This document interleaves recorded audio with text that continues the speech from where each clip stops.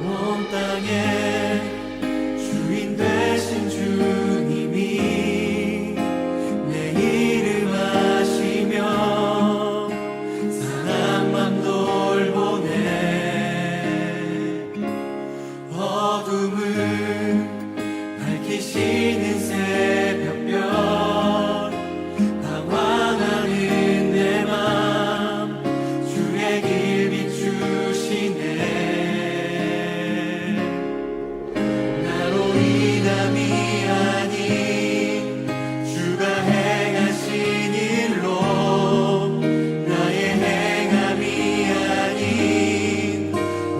주로 인하여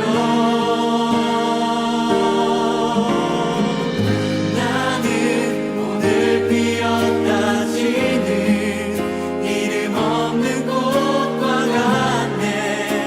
바다에 있는 파도 안개와 같지만 주는 나를 붙드시고 부르짖음 날 귀하다 하시네.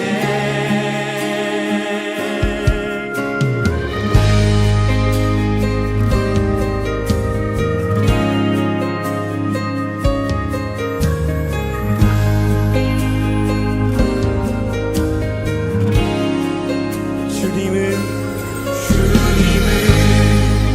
나의 죄를 보시고 사랑의 눈으로 날 일으키시네.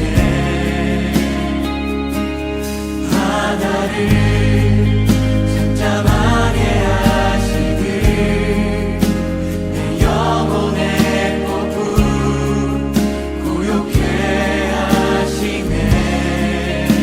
나로 인함이 아닌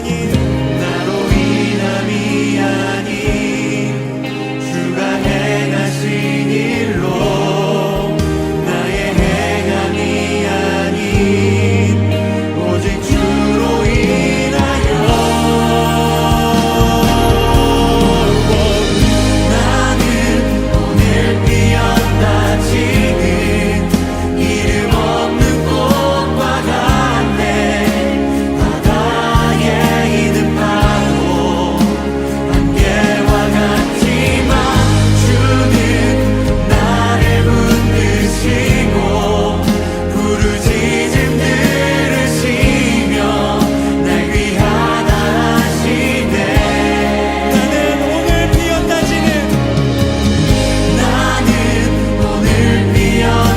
지는 이름 없는 꽃과 같네. 바다에 있는 파도 안개와 같지만 주는 나를 붙드시고 부르짖음 들으시며 날 귀하다 하시네.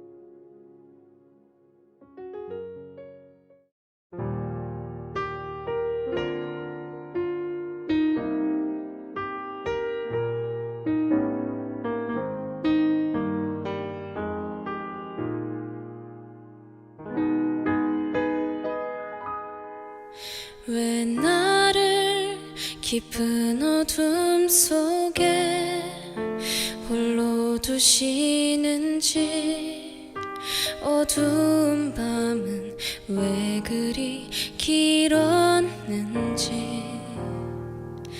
나를 고독하게 나를 낮아지게 세상 어디도 기댈 곳이 없게 하셨네.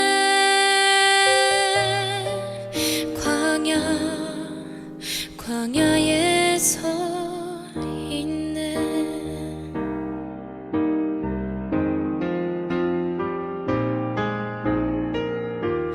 주님만 내 도움이 되시고 주님만 내 빛이 되시는 주님만 내 친구 되시는 광야.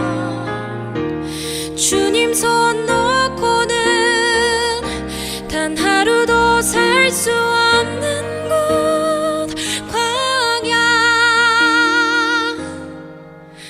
광야에 서 있네.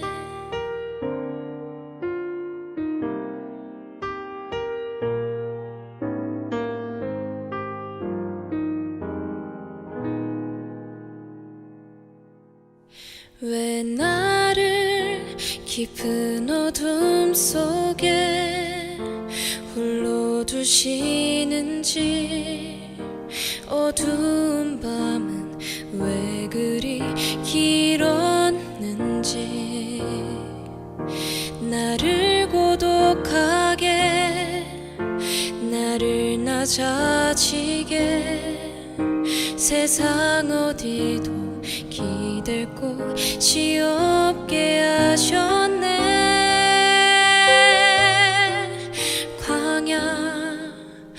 광야에 서 있네.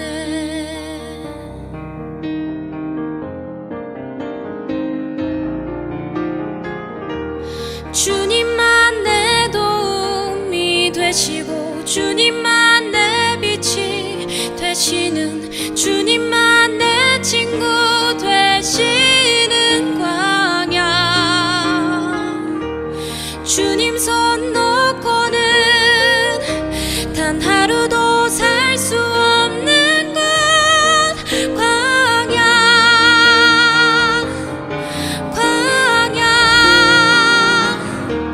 주께서 나를 사용하시려 나를 더 정결케 하시려 나를 택하여 보내신 그곳 광야. 성령이 내 영을 다시 태어나게 하는 곳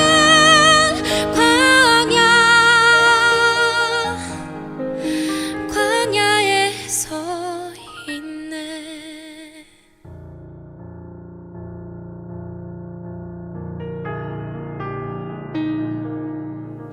내 차가 산산이 깨지고 높아지려 했던 내 꿈도 주님 앞에 내어놓고 오직 주님 뜻만 이루어지기를 나를 통해 주님만 드러나시기를.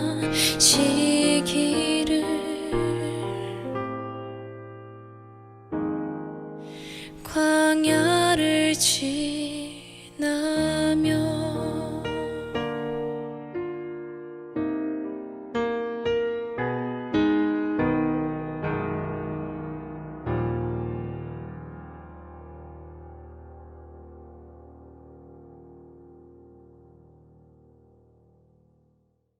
네, 안녕하세요. 오늘 이렇게 또 말씀을 전하게 되었습니다. 제가 이제 수요 예배를 말씀을 나눈 지 4번째 또는 5번째인 걸로 알고 있는데, 속히 이 사태가 끝나서 여러분들에게 직접적으로 말씀을 나누고 성경을 같이 공부하는 그러한 시간이 속히 오기를 바랍니다. 여러분들도 오늘 말씀을 보시기 전에 본문 말씀을 먼저 보셨다시피 오늘의 말씀은 다니엘서의 내용입니다. 여러분들에게 다니엘서는 친숙한 책입니까? 친숙한 성경입니까? 어떻게 보면은 다니엘서는 아주 친숙한 책입니다. 우선은 저의 이름 또한 다니엘입니다. 그 등장인물의 주인공인 다니엘이라는 이름을 갖고 있는 사람들이 저 외에도 정말로 많은 세상에 속해 있습니다. 그래서 밖에 나가서 이름이 뭐예요? 라고 10명 중에 1명은 다니엘일 수 있습니다. 그만큼 되게 친숙한 책이고, 하지만 그 친숙함 안에 우리가 모르는 비밀들이 있기에 오늘 이 책을 나누어 보려고 합니다. 우선 이 책에 대해서 나누기 전에 몇 가지를 이야기하고 싶은데, 첫 번째로는 우리가 알고 있는 친숙한 이야기에 대한 내용입니다. 이 다니엘서에서 친숙한 이야기라고 하면은 어떤 것들이 있습니까, 여러분? 여러분들이 지금 생각하고 있는 것들 중에 어떠한 것들이 친숙한 내용일 겁니다. 제가 말씀드리고 싶은 것 중에 첫 번째는 다니엘과 새 친구에 대한 내용입니다. 다니엘과 새 친구. 그 새 친구의 이름은 첫 번째는 시드락, 두 번째는 메삭, 세 번째는 아벳느고라는 사람입니다. 이 당시 이들의 나라, 하나님의 백성, 유다라는 나라는 멸망의 길을 걷게 되고, 그들의 적대국은 그들의 백성들을 포로로 잡아가게 됩니다. 그 포로 가운데 이 새 친구 또한 포함이 되어 있습니다. 왕은 그들에게 이렇게 명령을 합니다. 너희가 우리가 모시는 금신상에 절을 하지 아니하면 내가 너희를 불구덩이에 던져버리겠다 라고 말을 합니다. 하지만 그들은 거절합니다. 왕은 그들에게 다시 한번 질문합니다. 3장 14절 말씀입니다. 너희가 내 신을 섬기지 아니하며 절하지 아니한 것이 사실이냐? 그러한 그들은 이렇게 대답합니다. 왕이여, 우리가 섬기는 하나님이 계시다면 우리를 맹렬히 타는 풀무불 가운데서 능히 건지시겠고 왕의 손에서도 건져내시리이다 라고 대답을 합니다. 왕은 이들을 불에 던져버립니다. 하지만 하나님은 그들을 그곳에서 건져내십니다. 그들을 보호하십니다. 또 다른 익숙한 내용이 있습니다. 여러분들에게 내가 알고 있는 이 익숙한 내용이 왜 나오지 않지? 라고 생각할 수도 있는데, 제가 생각하는 다음에 말하고자 하는 익숙한 내용은 다니엘과 사자굴에 대한 내용입니다. 너무나도 많은 익숙한 내용이고 스토리이지만 제가 여기서 다시 한번 언급드리고 싶은 것은 이 안에서 하나님이 말씀하시는 것이 무엇인지에 대해서 제가 오늘 말씀을 드리고 싶습니다. 여러분들도 아시다시피 다니엘은 사자굴 속에 들어가게 됩니다. 다니엘이 이 당시 있을 때 법이 하나 있었습니다. 6장 12절이죠. 누구든지 왕 외에 어떠한 신에게나 사람에게 구하면 사자굴에 던져넣기로 하지 아니하였나이까. 그러니까 즉 이 말은 그거예요. 왕 외에 다른 신을 구하면은 사자굴에 던져집니다. 그러니까 다니엘은 하나님을 따르는 자로서 왕 외에 다른 신을 섬기게 되었으니 사자굴에 던져지게 됩니다. 하지만 하나님은 다니엘을 사자굴 속에서도 보호하십니다. 정말로 모두에게 친숙한 스토리예요. 이 내용은 유치원 친구들 또는 초등학교 친구들, 어린이 성경 공부에서도 배울 수 있는 아주 친숙한 내용입니다. 다니엘서에서 말하는 첫 번째 주제는 하나님은 우리를 보호하시는 하나님이시다 라고 말하고 있습니다. 다니엘서에서 많은 하나님의 백성들은 포로로 잡혀왔습니다. 그들은 나라가 망하기 일보 직전이었기 때문입니다. 지금으로부터 대략 2600년 전 일입니다. 그 당시 고대인들은 생각하기에 더 강한 신을 섬기는 나라가 전쟁에서 승리한다 라는 생각을 갖고 있었습니다. 우리가 지금 살고 있는 문화 가운데서도 우리가 이렇게 하면 이렇게 돼 라는 미신 같은 것들이 있잖아요. 이 당시에도 똑같이 이런 것들이 있었습니다. 더 강한 신을 섬기는 나라가 전쟁에서 승리한다 라는 미신이 있었습니다. 어떻게 보면 되게 말이 되는 내용입니다. 왜냐하면 하나님이 있었을 때 그들은 계속해서 전쟁에 승리하는 그러한 것들이 있었기 때문입니다. 하지만 이 미신은 유다라는 나라, 예루살렘, 이 하나님의 백성한테만 있었던 것이 아닌 이 중동 지역 전부에게 해당하는 미신이었습니다. 그렇기에 이 고대 근동사회에서 전쟁에서 졌다는 의미는 저들의 신이 우리의 신보다 강하다라는 의미가 됩니다.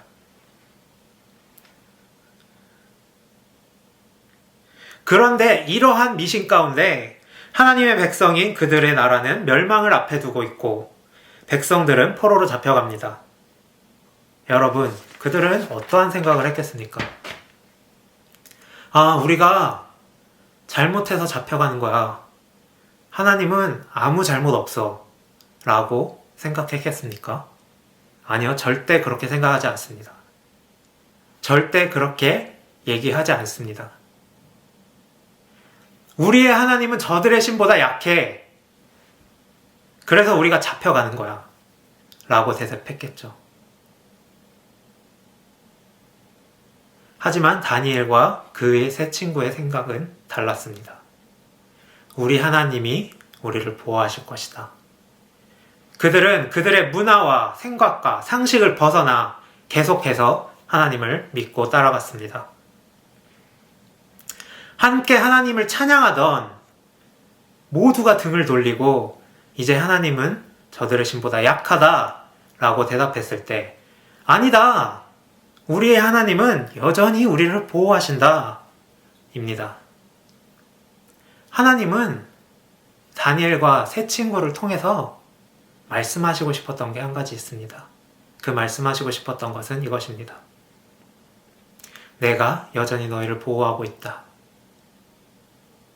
그것이 이 당시 하나님의 마음입니다.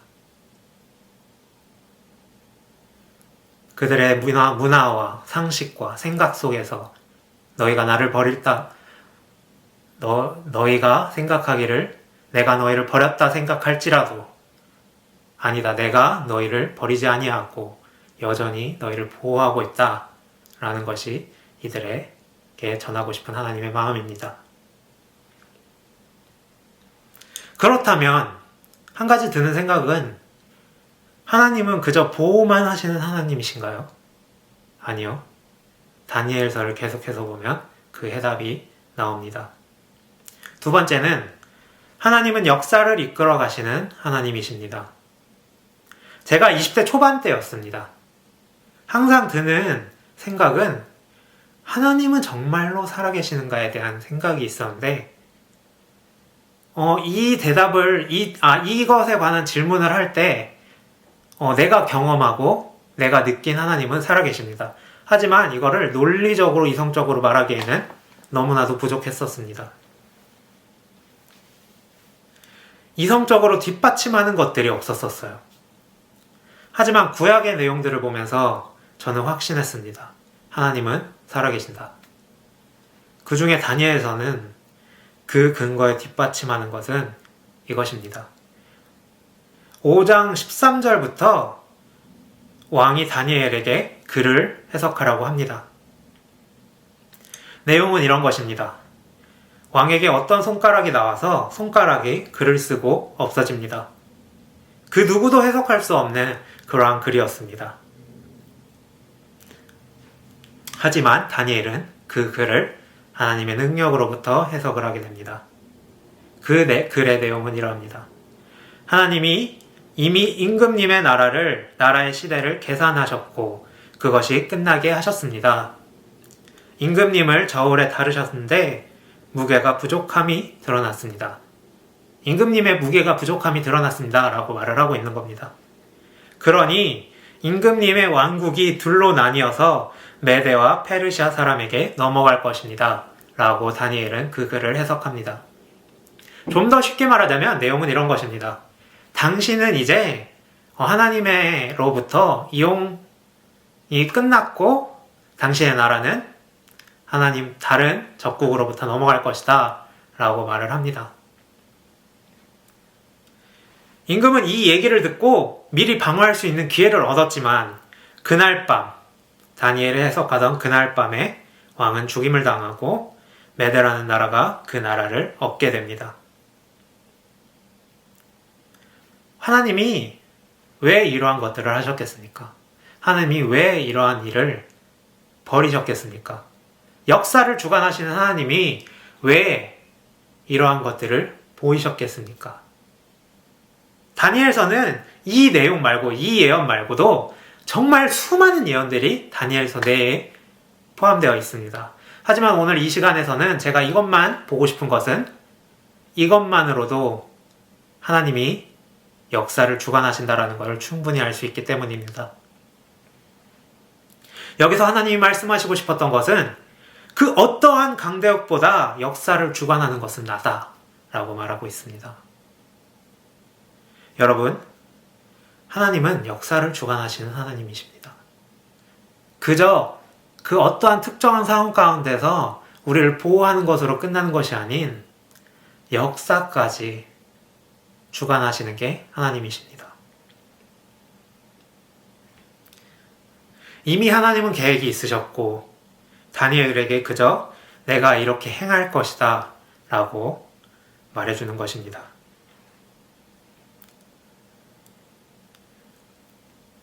다니엘 시대에 함께 있었던 하나님의 백성들은 이렇게 생각했을 수도 있습니다. 하나님은 우리를 포기하셨다. 하나님의 만약에 강하신 하나님이시라면 우리를 어떻게 이렇게 하셨겠습니까? 여러분, 라고 말할 때 다니엘을 통해서 하나님이 보이시는 것은, 다니엘을 통해서 하나님이 그들에게 보이시는 것은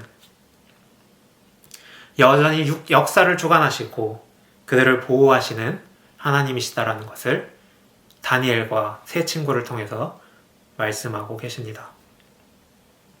하나님은 절대로 그들을 포기하지 않으셨고 하나님의 방법으로, 하나님의 계획으로 그들을 인도하고 계셨습니다.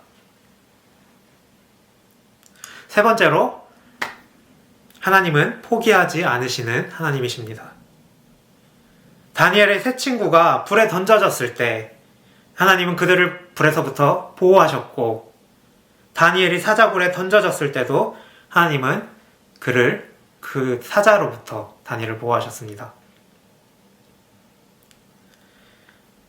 하나님의 백성들이 자신의 나라가 망하여 하나님은 저들의 신보다 약하다, 약한 신이다 라고 말을 했을 때, 라고 생각을 했을 때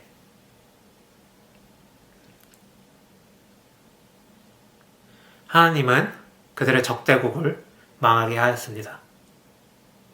하나님은 왜 이들에게 이렇게 계속적으로 무엇인가를 보여주신 건가요?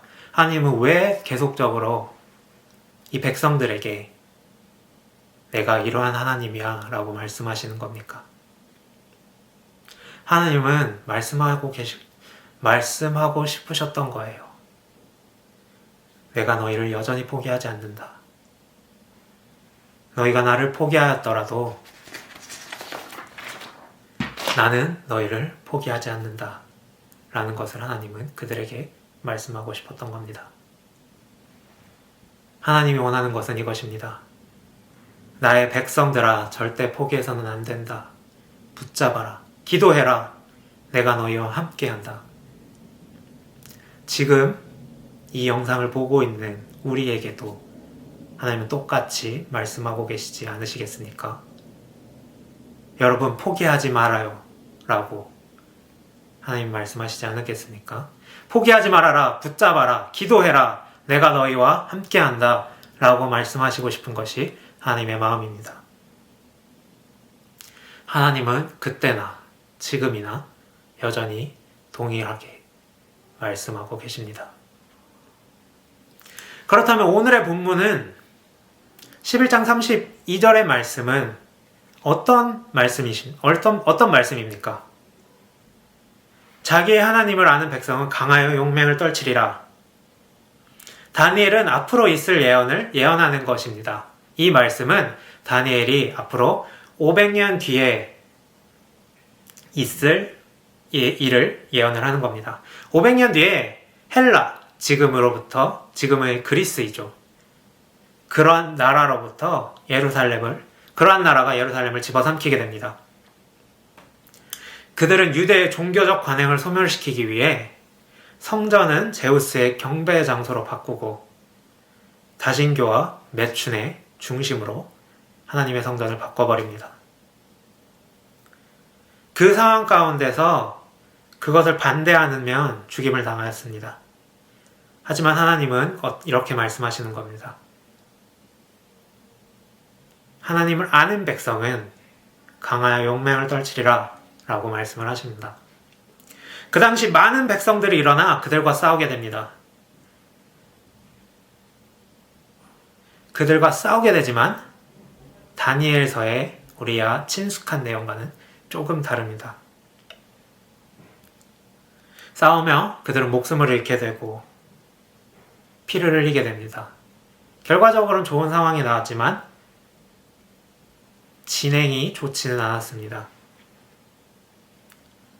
다니엘서와는 상황이 조금 다릅니다. 분명 하나님이 보호하셨어야 됐는데, 분명 하나님이 그들을 지키셨어야 됐는데 그렇지 않았습니다. 피 흘림이 있었고 예루살렘을 탈환하는 데 있어서 피 흘림이 있었고 죽음이 있었습니다. 더 나아가서, 시대를 더 나아가서 히브리서의 내용을 같이 보겠습니다. 다니엘서로부터 대략 700년 정도 뒤에 있는 이야기입니다. 로마라는 나라에서 불이 나게 됩니다. AD 64년 7월 18일에서 19일로 넘어가는 새벽 3시입니다. 그때 로마의 동쪽에서 불이 일어나게 됩니다. 새벽 3시에, 오후 3시라면 그 불이 일어났다는 것을 바로 알고 그 불을 잡았겠지만 새벽 3시, 정말로 많은 사람들이 잠에 깊이 들어있는 시간에 불이 나게 되고 그 당시 로마의 많은 나무로 지어진 건물들이 타게 됩니다.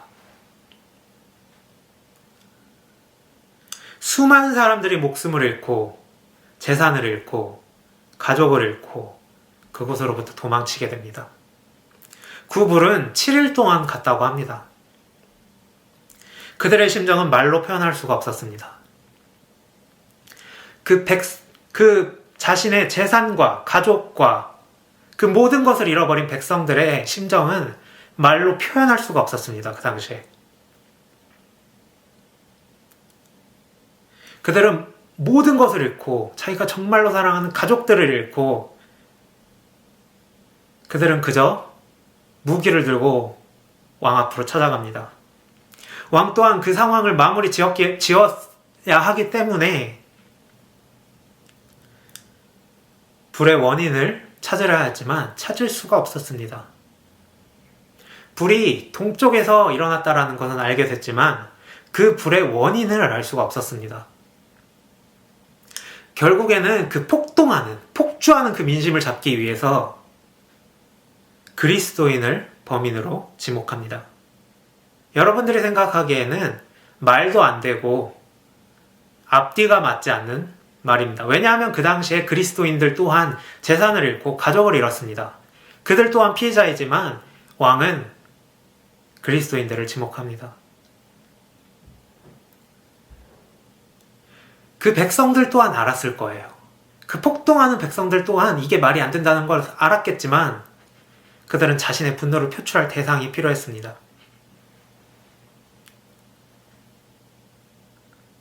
결국 로마 정부로부터 그리스도인들이 잡히기 시작합니다. 그때 수많은 그리스도인들이 순교하며 배도합니다. 예수를 따르는 수많은 그리스도인들이 나무에 매달려 불에 타 죽게 되고 원형 경기장 안에서 사람들의 조롱거리가 되며 사자의 먹이가 되게 됩니다. 불에 타 죽고 나무에 매달려 불에 타 죽고 사자의 먹이가 되는 거. 어디서 많이 본 이미지 아닙니까? 다니엘과 세 친구의 이야기와 동일합니다. 비슷한 이야기입니다. 불에 타 죽고 사자의 먹이가 되는 비슷한 내용을 갖고 있지만 결과는 완전히 다릅니다. 그 나무에 매달린 불에 타 죽기 일보 직전인 사람과 자신의 동료였던, 친구였던, 자신의 이웃 주민이었던 그 사람들로부터 조롱거리가 되며 사자의 먹이가 되는 그 사람들은 어떠한 생각을 했겠습니까? 주여, 제가 주님을 위해서 이 자리 가운데 왔습니다. 주님, 제가 정말 많은 거 안 바랍니다. 살려주세요. 아니면 제 옆에 있는 이 아이라도 살려주십시오. 이렇게 기도하지 않았겠습니까?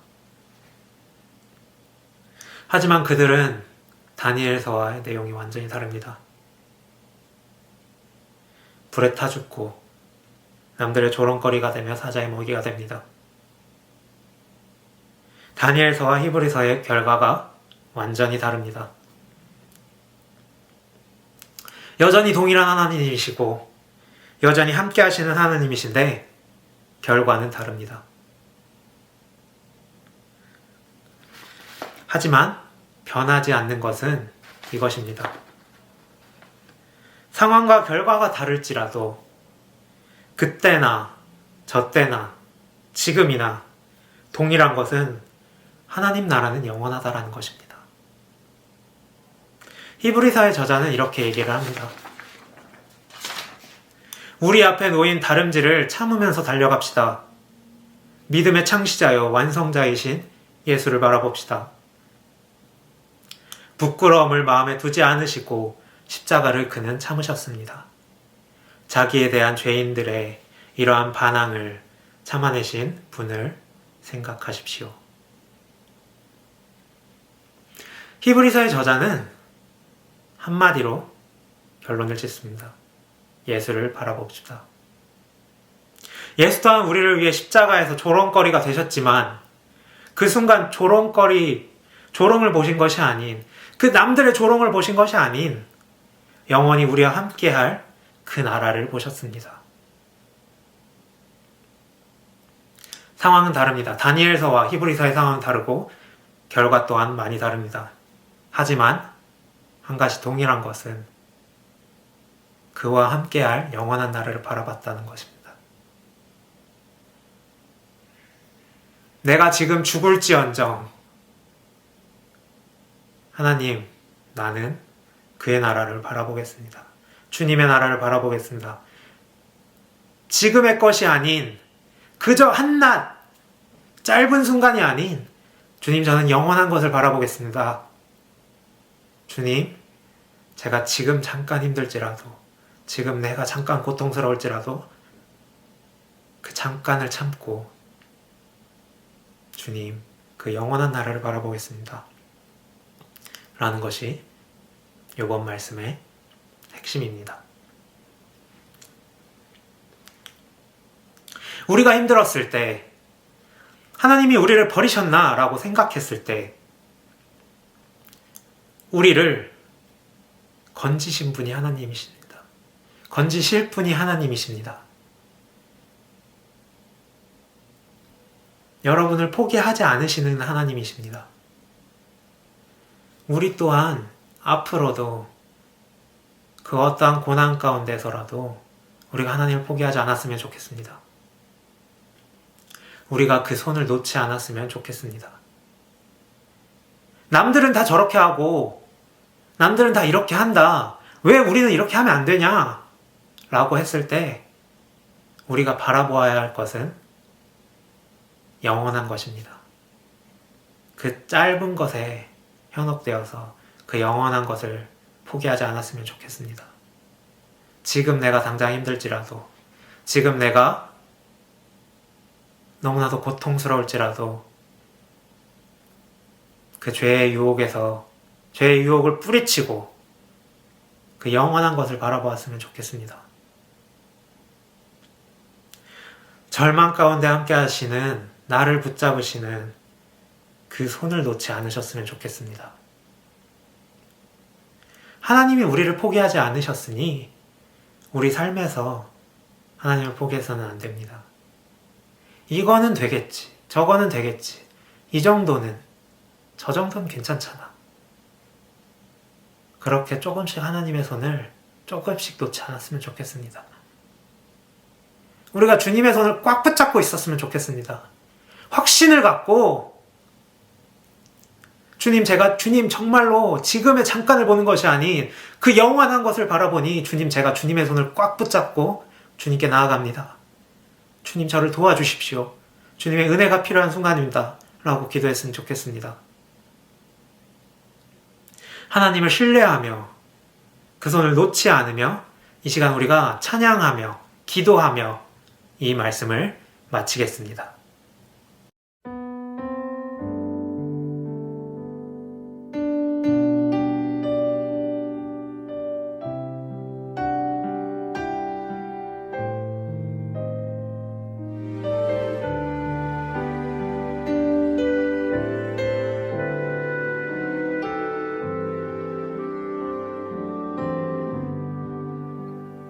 주님여 이 손을 꼭 잡고 가소서. 약하고 피곤한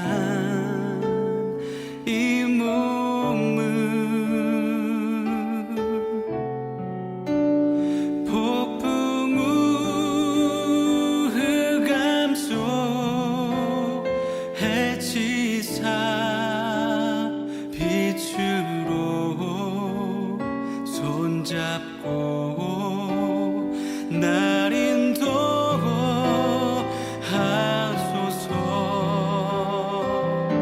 주님여 이 손을 주님여 이 손을 꼭 잡고 가소서. 약하고 피곤한 이 몸을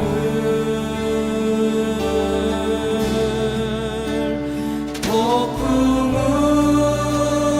흑암속 해치사 빛으로 손잡고 날 인도하소서.